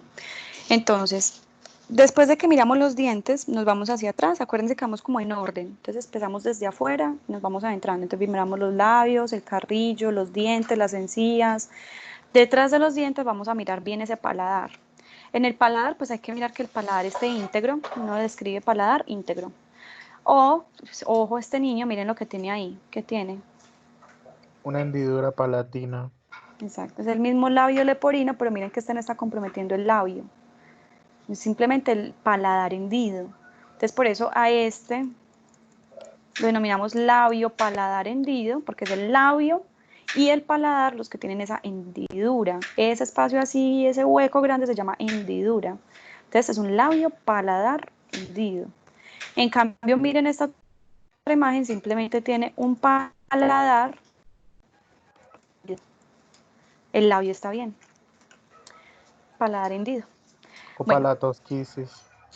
también, sí. Podemos encontrar una protuberancia ósea. Ahí se ve ese paladar protuberante. Y a esa protuberancia ósea la llamamos el torus palatino. Varios pueden tener torus palatino en el salón, entonces revísense ahorita en el espejo sus paladares, a ver si tienen el paladar plano o si tienen esa protuberancia ósea. No tiene ningún significado pues como a patológico de que sea algún tumor óseo, no. Es normal encontrar esto. Bueno, miramos después del paladar, la úvula. ¿Qué le ven ustedes y qué le observan a esa úvula? Es bifurcada. Bífida o bifurcada, entonces hay que escribir la úvula bífida o bifurcada. Y también hay que describir si la úvula está central, digamos que esté normal, pero hay que describir si está central o si está de pronto desviada hacia un lado. Si yo veo una úvula ahí como la acabé de pintar desviada, ¿qué sospecho?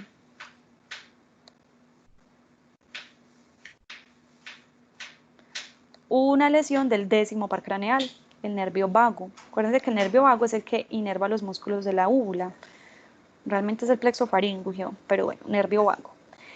Acuérdense, la úvula apunta al lado lesionado. Entonces la úvula que está apuntando al lado izquierdo, probablemente este paciente tenga una lesión del nervio vago del lado izquierdo. La úvula apunta al nervio lesionado. Muy bien. Miren que acá ya vamos con la lengua. Entonces, ¿qué alteraciones estamos viendo acá en la lengua? Miren que la lengua acá tiene como puntos rojos y también se alcanzan a ver en los labios. Esas manchas rojas son vasos sanguíneos o capilares sanguíneos que se aglomeran y se reúnen en esos sitios. Eso se da en el famoso síndrome de Osler-Weber-Rendu. Tiene un nombre raro, Osler-Weber-Rendu o síndrome de Osler, lo pueden decir. ¿Qué pasa en el síndrome de Osler? Que todos esos vasos sanguíneos, esos capilares, a esos capilares los llamamos telangiectasias. Busquen qué es una telangiectasia para que puedan pues como tener más clara de qué es eso que estamos viendo ahí, la imagen de qué es eso.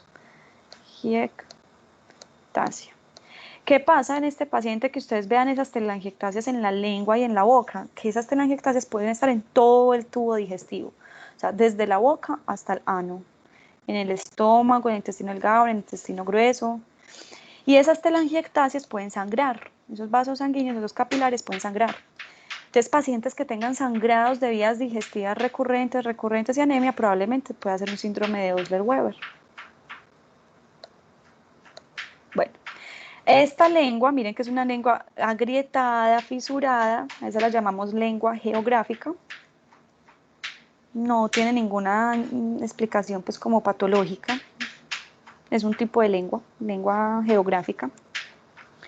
Miren esta lengua, muy pequeñita, miren que incluso la están cogiendo con pinzas. Es microglosia, ¿no? Una microglosia, muy bien. O miren esta lengua, todo lo contrario, está tan grande que no cabe en la boca. Entonces esto lo llamamos una macroglosia. Microglosia versus macroglosia. ¿Qué observamos en esta lengua? Cuando inspeccionamos la lengua hay que decirle al paciente, saque la lengua, saca la lengua. Y miren qué estamos observando. Está desviada. Está desviada. La lengua también apunta al nervio lesionado. Este paciente probablemente tenga una lesión del 12º par craneal. Acuérdense que el nervio hipogloso, 12º par craneal, es el nervio que se encarga de mover la lengua. Entonces probablemente el 12º par craneal del lado izquierdo sí, esté lesionado. Entonces ojo con esas desviaciones de la lengua. Miren esta lengua, ¿cómo la ven? ¿Cómo la describirían ustedes? Lisa. Lisa, muy bien. Apapilada, no tiene papilas, entonces está lisa. Con Roja, coloración. Está roja de lo normal, me imagino. más roja, muy bien. Brillante. Entonces la lengua lisa o depapilada, roja y brillante, se conoce como la lengua de Hunter. La lengua de Hunter es dada por una enfermedad que se llama la anemia perniciosa.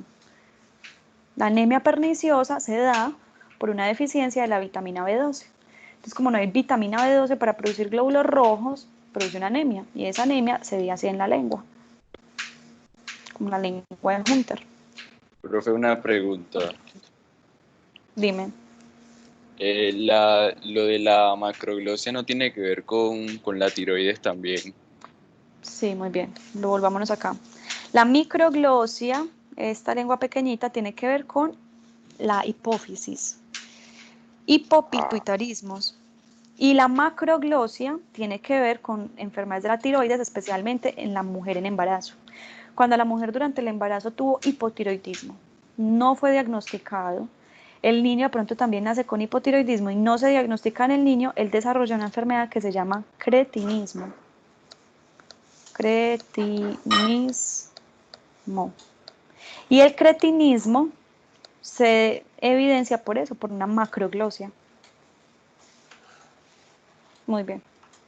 Ok, profe, gracias. Vamos con estas lenguas. ¿Se acuerdan lo que les dije de estas lenguas? Cuando vemos esas blancas blanquecinas en la boca. Candidiasis. Bueno, puede ser una candidiasis oral. ¿Qué más les dije que podía ser? O rasparlas por si son hongos. Muy bien. Una También leucoplaquia. O puede ser porque no se lava la boca. Entonces, por ejemplo, la lengua blanquecina, cuando ustedes vean esas manchas blanquecinas, sospechen estas tres patologías. La primera, la lengua saburral, que es esta primera imagen que vemos acá. La lengua saburral, miren que produce una lengua con placas, una placa grande blanquecina en la parte más posterior de la lengua. Generalmente es por acúmulo de alimentos. Todos podemos pasar un día entero sin lavarnos la boca, despiértense un día, desayunen, almuercen, coman, no se laven los dientes. Cuando lleguen al final del día, mírense al espejo y van a ver la lengua así. Entonces eso es una lengua saburral, es normal, simplemente hay que lavarse la lengua y eso se va quitando. O si vemos estas otras blanquecinas, lo siguiente que pueden hacer es coger un bajalenguas, con el bajalenguas traten de quitarlo, si retira, piensen en candidiasis oral, un hongo, y a esa candidiasis oral la vamos a conocer como muguet. Entonces es un paciente con muguet, candidiasis oral. Si esas placas blanquecinas no retiran, vamos a pensar en esto, en una leucoplaquia o leucoplasia, lo mismo que vimos ahorita. ¿Qué pasa con esas placas blanquecinas que no retiran? Acuérdense, son lesiones premalignas. Entonces, después de esto, el paciente va a desarrollar, es un cáncer oral. Hay que ponerle mucho cuidado a eso. ¿Qué es esto? ¿Y qué es esto? Miren en la lengua y miren eso en la boca. úlceras. Úlceras orales. A todos nos ha dado úlceras orales. O a cualquier persona le puede dar una úlcera oral. Sí. Digamos que si uno se muerde la lengua o se mordió el labio o si le entró una infección, a uno le puede dar una úlcera. Pero generalmente esas úlceras sanan. Muchachos, estrellita aquí pues, para la vida, préndanse este concepto. Un paciente con una úlcera oral que en 15 a 20 días no ha sanado, eso es un cáncer. Entonces, ojo con esas lesiones que pueden ser normales, pero si en 15 a 20 días la lesión es recurrente y no sana, hay que mandarla a biopsiar porque probablemente esté desarrollando un carcinoma. ¿Listo? Miren esta gran úlcera oral en el piso de la boca. Entonces la boca, esta imagen también es para mostrarles que la boca no es solo mirar los labios, hay que ponerse guantes y hay que meter los dedos dentro de la boca, hay que mirar los labios por dentro, por fuera, hay que tocar las encías, hay que tocar los dientes, mirar que los dientes no estén flojos, Hay que decirle al paciente, saque la lengua, mueva la lengua hacia la derecha, mueva la lengua hacia la izquierda, arriba, abajo, hay que tocar la lengua, hay que mirar el paladar. Y hay que decirle, levante la lengua y mirar el piso de la boca. Miren que este paciente, si no le decimos levante la lengua, no nos damos cuenta que tiene una gran úlcera en el piso de la boca.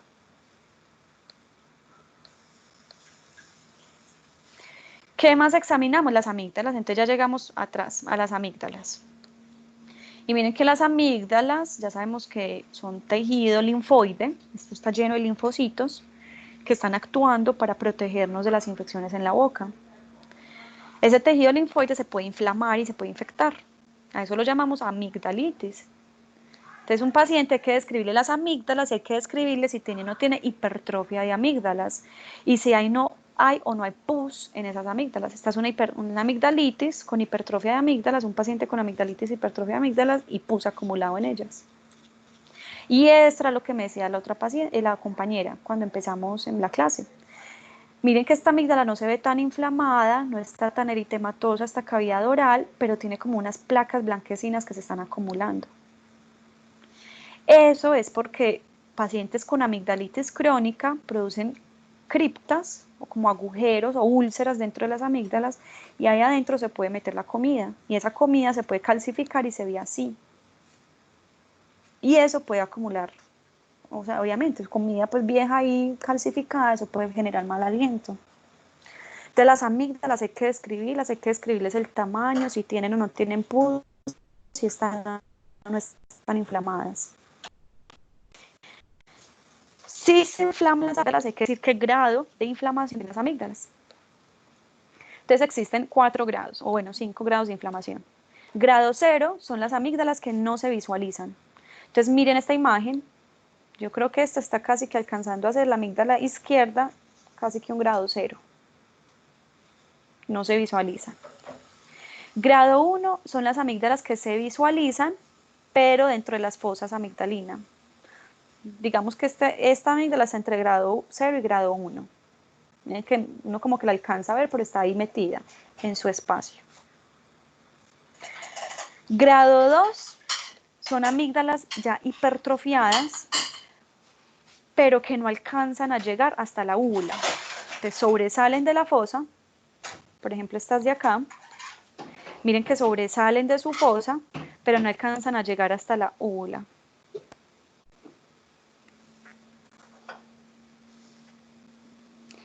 Grado 3 son amígdalas con hipertrofia que no tocan la línea media. Lo que hacemos es que dividimos, pasamos una línea por toda la mitad de la úvula y la fosa donde están metidas las amígdalas. Y eso lo dividimos en 2. Entonces, si llega a la mitad de ese trayecto como esta, definimos que es una grado 2.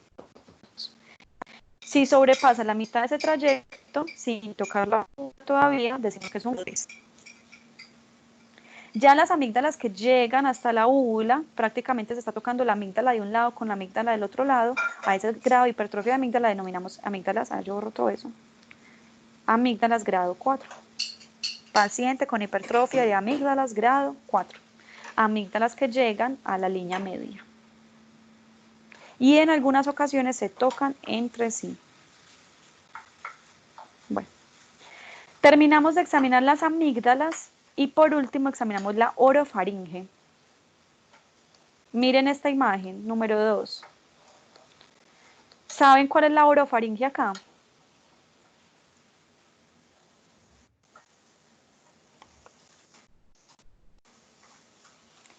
Toda la pared posterior. Te lo voy a señalar en negro para que sea bien.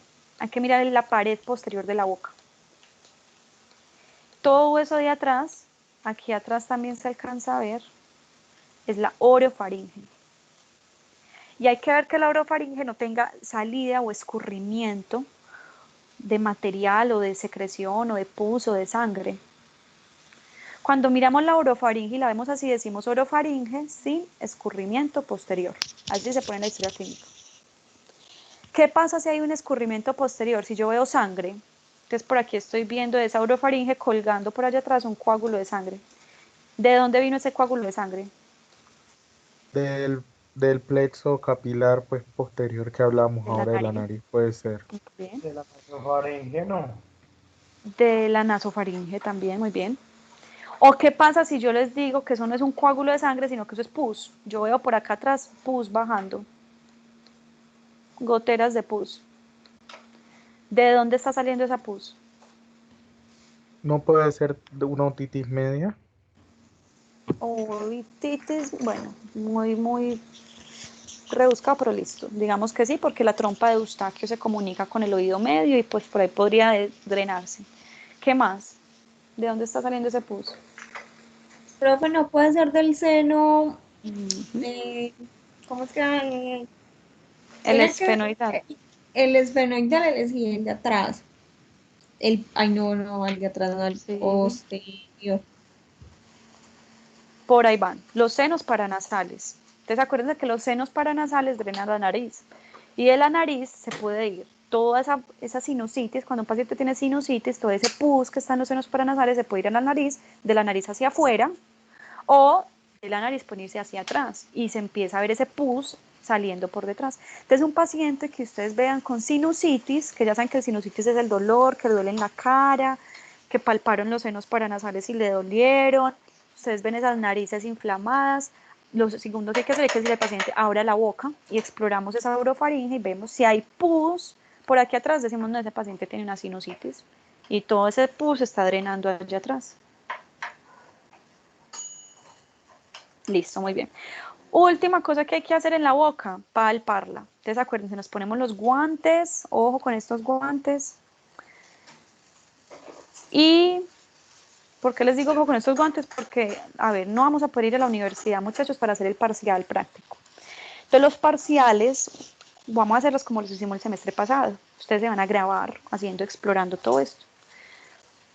Lo pueden hacer una grabación fácil con el celular, lo que sea. Entonces cuando vayan a grabar, consíganse guantes, vayan a una farmacia y compren guantes y palpen la boca. Entonces miren que hay que meter los dedos dentro de la boca.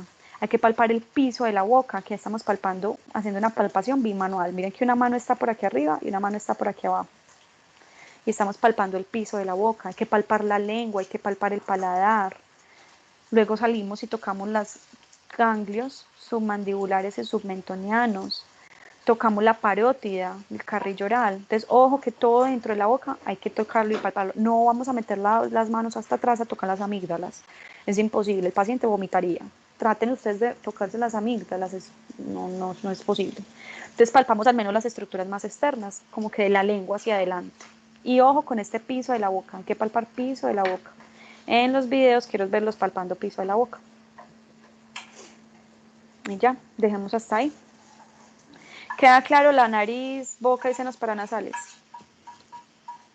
Sí, profe, muchas gracias. Voy a parar ahí la grabación.